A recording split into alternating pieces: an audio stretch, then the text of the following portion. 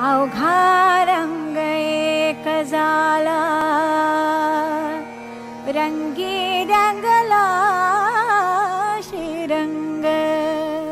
अध्यात्म और मूल्यों से सजा कार्यक्रम रंग नवे जरूर सुने आपके अपने पसंदीदा रेडियो स्टेशन रेडिओ शिवनेरी पर 90.4 FM। आवाज तुमच्या आमच्या। रंगी रंगला श्रीरंग, अवघा रंग एक झाला।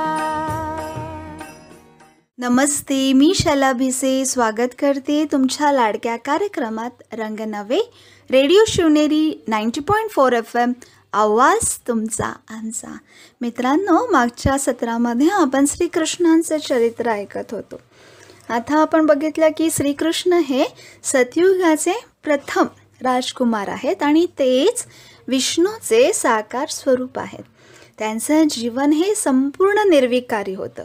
ते सर्व गुणांनी संपन्न होते, मर्यादा पुरुषोत्तम होते, संपूर्ण अहिंसक होते। पण वास्तविकरित्या बघा, भक्तीमध्ये मर्यादा पुरुषोत्तम श्रीराम असे म्हणतात, कारण त्यांनी सगळे काम मर्यादेत राहून गेलं। या उलट श्रीकृष्णाच्या कधी कधी युक्तियुक्तरित्या कार्य केलं आहे, जसा प्रसंग अवधान पाहून त्यांनी ते कर्म केलेले आहेत। म्हणून कुठे हिंसा दाखवली, म्हणून इतिहासकारांनी त्यांना खूप मोठा पॉलिटिशियन दाखवला आहे। वास्तविकरित्या असं नाही, ते खूप मर्यादा पुरुषोत्तम होते। आणि महाभारतामध्ये त्यांची भूमिका दाखवली आहे, ज्यामध्ये त्यांचा काहीच संबंध नाही। कारण महाभारतामध्ये काय दाखवलं आहे की अधर्माचा विनाश करून एक सत्य धर्माची स्थापना केली आहे। पण हे जे कार्य आहे हे निराकार परमात्मा शिव यांचं आहे आणि हे कार्य ते साकार माध्यमाद्वारे करतात आणि हे कार्य कलियुगाच्या अंतिम समयी होत असतं। सत्यधर्माची स्थापना म्हणजे सतयुगाचं पुनरागमन होतं आणि प्रजापिता ब्रह्मा जी आत्मा असते सतयुगामध्ये ती श्रीकृष्णाचं पद प्राप्त करते। म्हणून श्रीकृष्ण हे महान देवता आहेत आणि निष्कलंक आहे। त्यांचं जे चरित्र वर्णन केले आहे ते ईश्वराचं प्रतीकात्मक रूपाचं ते चित्रण आहे, कारण ईश्वर निराकार आहे, मग त्यांची लीला कशी दाखवणार। म्हणून श्रीकृष्ण जे ईश्वराची सर्वश्रेष्ठ रचना आहे, जे प्रथम राजकुमार आहेत, त्यांना दाखवण्यात आलं। आणि हे सगळं समजण्यासाठी पाहणं खूप चिंतनाची आणि अभ्यासाची आवश्यकता आहे। त्यामधला प्रत्येक गोष्टीचा भाव, त्याचा अर्थ समजण्याची आवश्यकता आहे।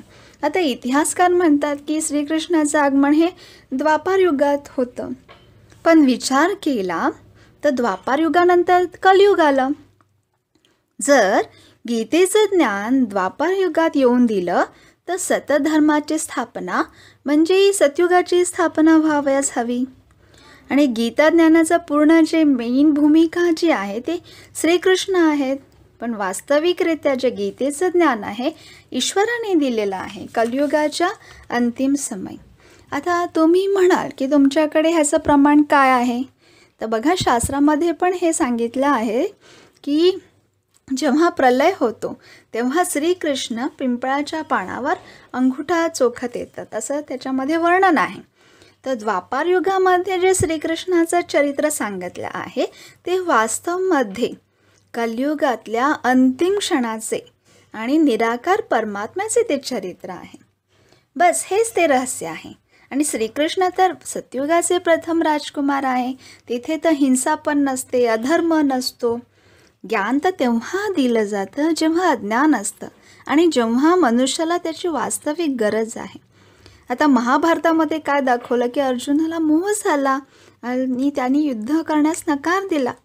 आणि सतयुगामध्ये तर गीता ज्ञानाची काय आवश्यकता, तिथे तर सुख संपन्न असं ते राज्य आहे। तर कलियुगाच्या अंतिम समय ज्ञानाचे सागर निराकार परमपिता परमात्मा शिव आहे आणि ते प्रजापिता ब्रह्माद्वारे संपूर्ण ज्ञान देतात, त्यालाच गीता ज्ञान असं म्हटलं जातं।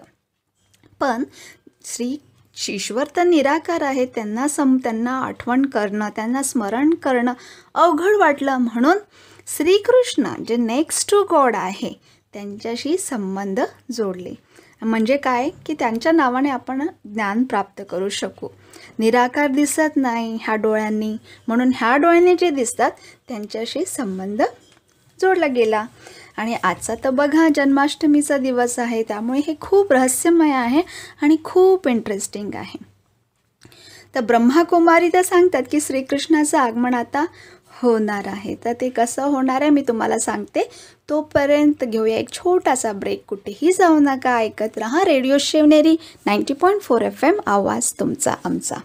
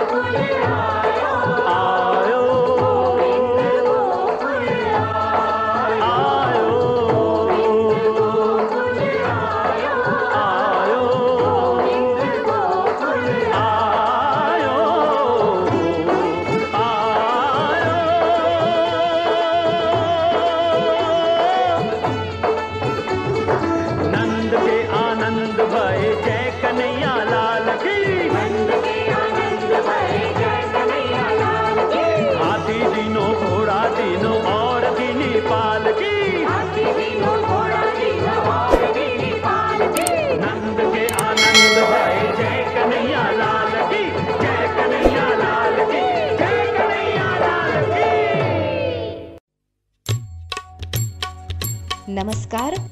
चांगला स्वभाव हा गणितातल्या शून्यासारखा असतो. चांगला स्वभाव हा गणितातल्या शून्यासारखा असतो. ज्याच्यासोबत असतो त्याची किंमत नेहमीच जास्त असते. मी शुभांगी आणि आपण ऐकत आहात रेडिओ शिवनेरी 90.4 FM. आवाज तुमचा आमचा. केशवा माधवा तुझ्या नामात रे गोडवा, तुझ्या नामात रे गोडवा. ब्रेकनंतर पुन्हा एकदा स्वागत करते रेडिओ शिवनेरी 90.4 FM. आवाज तुमचा आमचा. तर महाभारतासारखी जी स्थिती दाखवलेली आहे, ज्याला महाभारत असं म्हटलं आहे, म्हणजे भारतामध्ये अशी स्थिती निर्माण होते की जेव्हा कलह कलेश असतो आणि अनेक मतभेद असतात आणि अशा वेळी परमात्मा या सृष्टीवर अवतरित होतात आणि त्या गुप्त वेशात आलेल्या ईश्वराला जे आत्मे ओळखतात आणि त्यांच्या आज्ञेवर चालतात ती आत्मे खूप थोडे असतात. म्हणजे 1% लोक जे असतात ते युधिष्ठिरसारखे असतात, 1% लोक भीमासारखे असतात, 1% लोक अर्जुनासारखे असतात आणि 1% लोक नकुल आणि सहदेव यांच्यासारखे असतात. म्हणजे त्यांची बुद्धी ही ईश्वराशी जोडलेली आहे. ज्याचं गायन म्हणतात ना की परमात्मासी प्रीत बुद्धी विजयंती आणि विपरीत बुद्धी विनशंती. म्हणजे जे धर्मावर चालतात त्यांचा विजय होतो आणि जे अधर्मावर चालतात त्यांचा नाश होतो. आता युधिष्ठिर म्हणजे काय? तर युधिष्ठिर याचा अर्थ आहे की जो प्रत्येक परिस्थितीमध्ये आपल्या मनाला स्थिर ठेवून कर्म करतो. भीम म्हणजे ज्याची बुद्धी खूप विशाल आहे, जो शक्तिशाली आहे, निर्भय आहे, सदा उमंग आणि उत्साहामध्ये भरपूर आहे आणि सगळ्या वाईट वृत्तींपासून तो मुक्त आहे. अर्जुन म्हणजे कोण? तर जो सदा ईश्वराचं ज्ञान हे एकाग्रचित होऊन ऐकतो, आपलं लक्ष केंद्रित करून कर्म करतो आणि ईश्वराच्या श्रीमतवर म्हणजे त्याच्या आज्ञेवर चालून तो सदा विजयी राहतो. नकुल म्हणजे कोण? तर जो नेहमीच ईश्वरी ज्ञान एकाग्रतेने ऐकतो आणि प्रत्येकामध्ये जे चांगले गुण आहे त्यांची तो कॉपी करतो आणि आपलं जीवन जो श्रेष्ठ बनवतो. आणि सहदेव म्हणजे ईश्वराच्या कार्यामध्ये जे सहयोगी आहे आणि तो सगळ्यांची दुआ प्राप्त करतो आणि तो ईश्वराचा पण प्रिय असतो आणि तो सगळ्यांचा प्रिय असतो, त्याला म्हटलं जातं सहदेव. तर अशी आत्मे ह्या सृष्टीवर आत्ता खूप थोडे आहेत. कारण जे गीतेमध्ये ईश्वराने सांगितले आहे की यदा यदा ही धर्मस्य ग्लानिर्भवती भारत, म्हणजे धर्माच्या जेव्हा अधर्म होतो म्हणजे अतिपापाचार अतिभ्रष्टाचार होतो तेव्हा ईश्वर या सृष्टीवर अवतरित होतात, एका साधारण तनाचा आधार घेतात आणि त्या साधारण तनामध्ये आलेल्या ईश्वराला जी आत्मे ओळखतात आणि त्यांच्या आज्ञेवर चालतात ती आत्मे सतयुगामध्ये जाऊन देवपद प्राप्त करतात आणि एक धर्म आणि एक राज्य, एक भाषा, निरोगी काया अशी प्रकृती म्हणजे असं युगाचं निर्माण होतं, ज्याला आपण राजयोग असं म्हटलं जातं. आता पहा की जसं आपण म्हणतो की श्रीकृष्ण येणार आहे, तर महाभारतामध्ये किंवा आपण असं सीन पाहिलं आहे की श्रीकृष्णाचा जन्म ना जेलमध्ये दाखवला आहे. पण मी इथे तुम्हाला सांगू इच्छिते की श्रीकृष्णासारखी एवढी महान असती, एवढा उत्तम जी महान ती श्रेष्ठ आत्मा आहे, सर्वात भाग्यवान आत्मा आहे, त्यांचा जन्म जेलमध्ये नाही होत आणि रात्री 12 वाजता तर मुळीच होत नाही. कारण जे 12 वाजता आहे जे मुहूर्त आहे तो तर ब्रह्ममुहूर्ताचं त्यांचं गायन आहे की त्यांचा जन्म हा जेलमध्ये न होता सोन्याच्या महालात होतो, ज्याला सतयुग म्हटलं जातं आणि ज्याचं गायन आहे की जहाँ दूध घी की नद्या बहती थी, सोने की चिडिया चहकती थी. अशा स्वर्णिम युगात त्यांचा जन्म होतो, जिथे वाघ बकरी पण एका घाटावर पाणी पित असत. याचा भाव असा आहे की जिथे हिंसेचं नाव निशाण नाही. प्राणी तर अहिंसक होते, मग तिथले देव तर अहिंसक होते, डबल अहिंसक होते.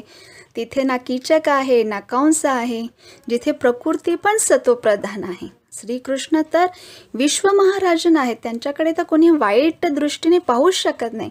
आणि अशा महान श्रीकृष्णाला आज आपण स्मरण तर करत आहोत आणि आव्हान पण करत आहोत. कारण आज पुन्हा महाभारतासारखी परिस्थिती निर्माण झाली आहे आणि सुखशांती राहिली नाही. तर पुन्हा ती सुखशांतीचं साम्राज्य निर्माण हो यासाठी आपण त्यांचे स्मरण करतो. तर आता घेते मी एक छोटासा ब्रेक. कुठेही जाऊ नका, ऐकत रहा रेडिओ शिवनेरी 90.4 FM, आवाज तुमचा आमचा.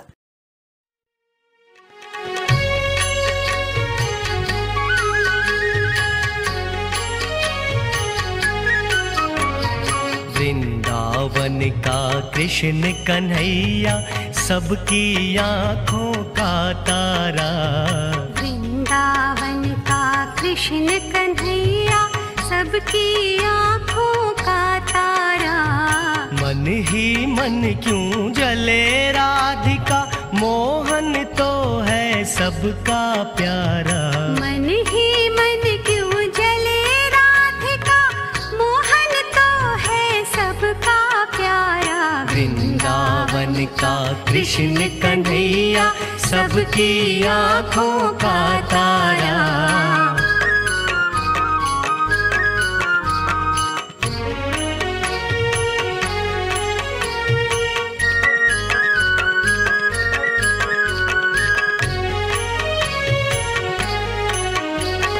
यमुना तट पर नंद का लाला जब जब रास रचाए रे. यमुना तट पर नंद का लाला जब जब रास रचाए रे. तन मन डोले कान्हा ऐसी बंसी मधुर बजाए रे. सुध बुध भूली खड़ी गोपियाँ, जाने कैसा जादू डारा. वृंदावन का कृष्ण कन्हैया सबकी आँखों का तारा.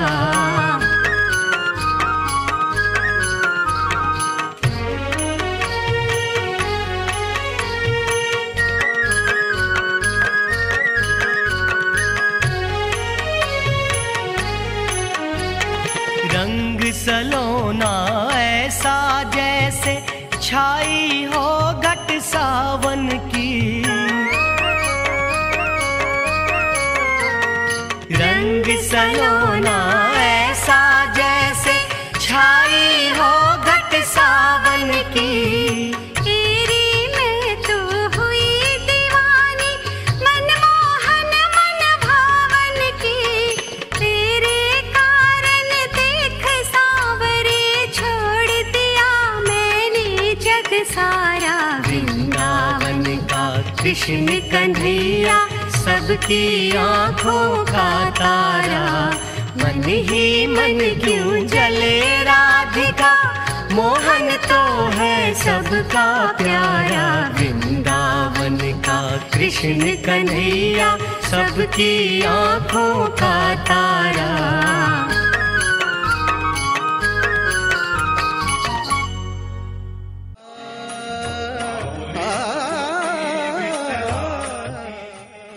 समस्यांपासून पळत राहिलात तर त्या तुमचा पाठलाग करतच राहतील.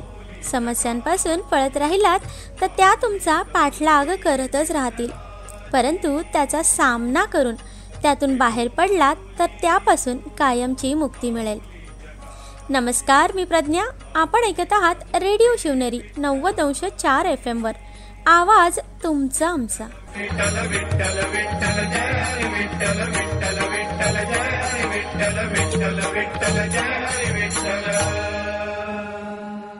ब्रेक नंतर पुन्हा एकदा स्वागत करते रेडिओ शिवनेरी 90.4 FM, आवाज तुमचा आमचा. तर आज मंडळी आपण पाहतो आहोत की महाभारतासारखी परिस्थिती आज आपल्या आजूबाजूला दिसत आहे. ना सुख आहे ना शांती आहे. आणि पुन्हा सुख शांतीचं साम्राज्य निर्माण हो यासाठी आपण त्यांचे स्मरण करतो. तर ईश्वरानेही तर सांगितलं की हे युग परिवर्तनाची वेळ आहे.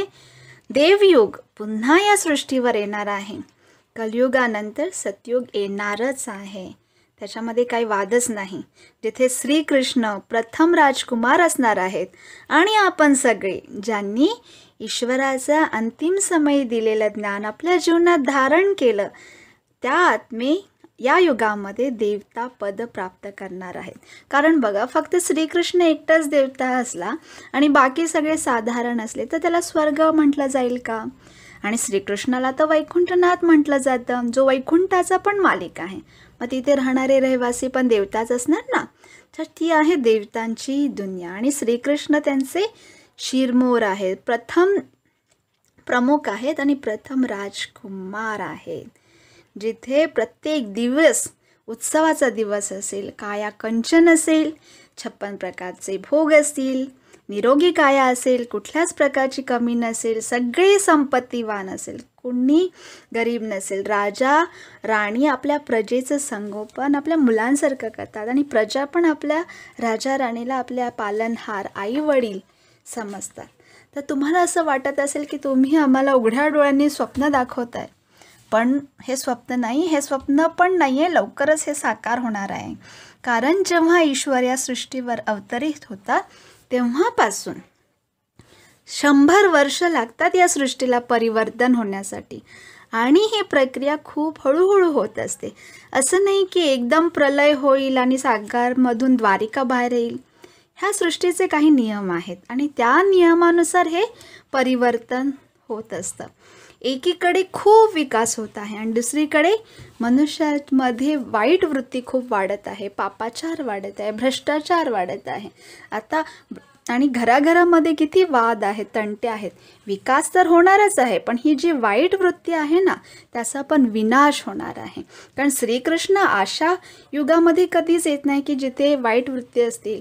जेव्हा श्रीकृष्ण या सृष्टीवर जन्म घेतील तेव्हा इथले मनुष्य आत्मे चरित्रवान असतील, पवित्र असतील. आणि जेव्हा आपण पवित्र बनू तेव्हा श्रीकृष्णाचं या धरतीवरती आगमन होणार आहे. तेव्हा चला, आपण सगळी श्रीकृष्णावर खूप प्रेम करतो. तर प्रेम करणं म्हणजे काय? ज्याच्यावर आपण प्रेम करतो त्याच्यासारखं बनणं, त्याला जे आवडतं ते करणं. असं म्हणतात ना, ज्याच्यावर आपण प्रेम करतो तो आपल्या भेटल्याशिवाय राहणार नाही.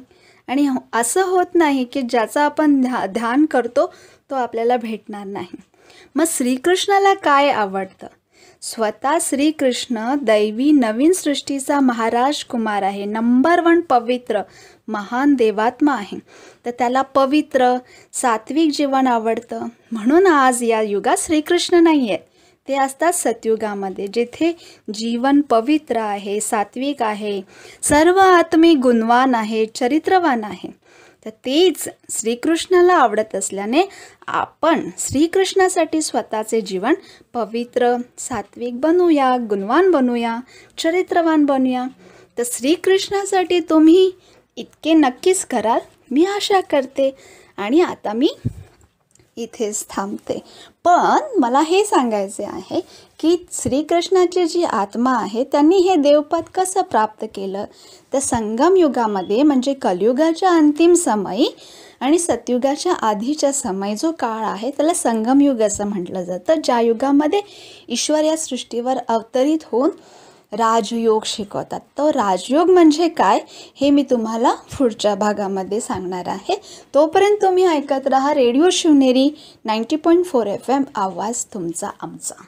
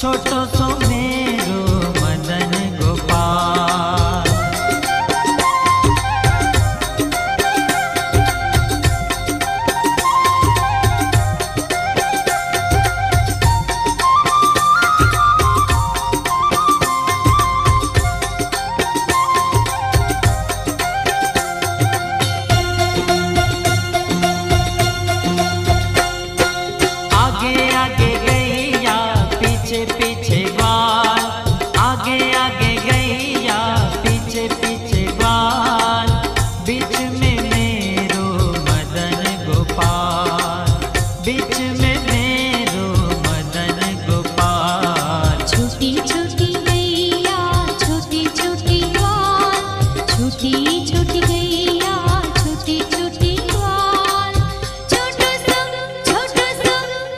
सो मेरो मदन गोपाल, छोटो सो मेरो मदन गोपाल।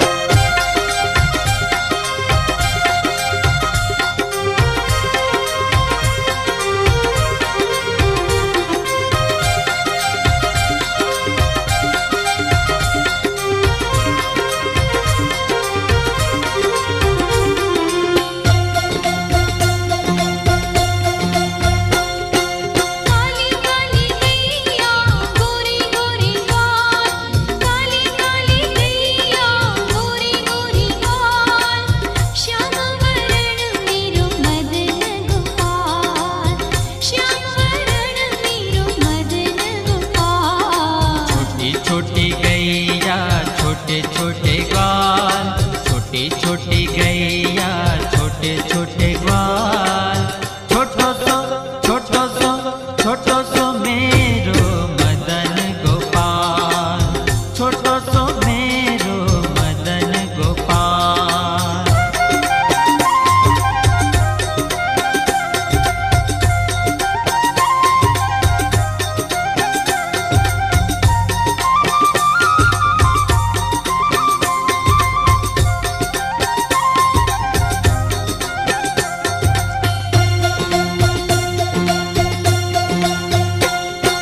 छोटी छोटी लकुटी, छोटे छोटे हाथ, छोटी छोटी लकुटी, छोटे छोटे हाथ, बंसी बजावे मेरो मदन गोपाल, बंसी बजावे मेरो मदन गोपाल। छोटी छोटी गैया, छोटी छोटी ग्वाल, छोटी छोटी गैया, छोटी छोटी ग्वाल, छोटो सो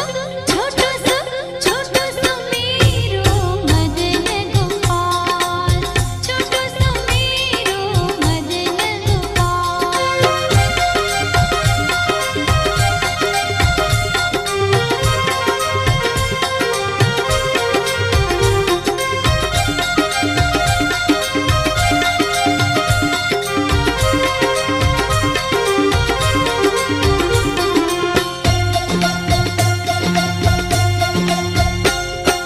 छोटी छोटी सखिया मधुबन गाँव, छोटी छोटी सखिया मधुबन गाँव, रास रचाई मेरो मदन गोपाल, रास रचाई मेरो मदन गोपाल। छोटी छोटी गैया, छोटे छोटे ग्वाल, छोटी छोटी गैया, छोटे छोटे ग्वाल, छोटो सो मेरो मदन गोपाल, छोटो सो मेरो मदन गोपाल।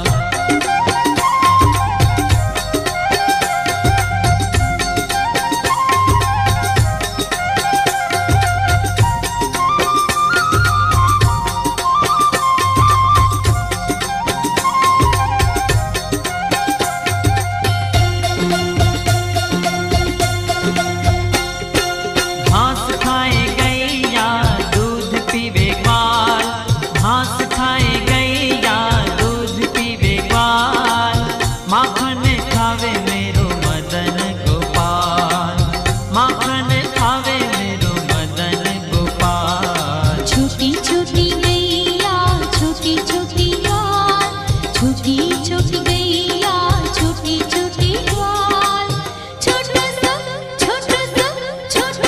मेरो मदन गोपाल, हरे छोटो सो मेरो मदन गोपाल। छोटी छोटी गैया, छोटे छोटे ग्वाल, छोटी छोटी गैया, छोटे छोटे ग्वाल, छोटो सो मेरो मदन गोपाल, छोटो सो मेरो मदन गोपाल। छोटो सो मेरो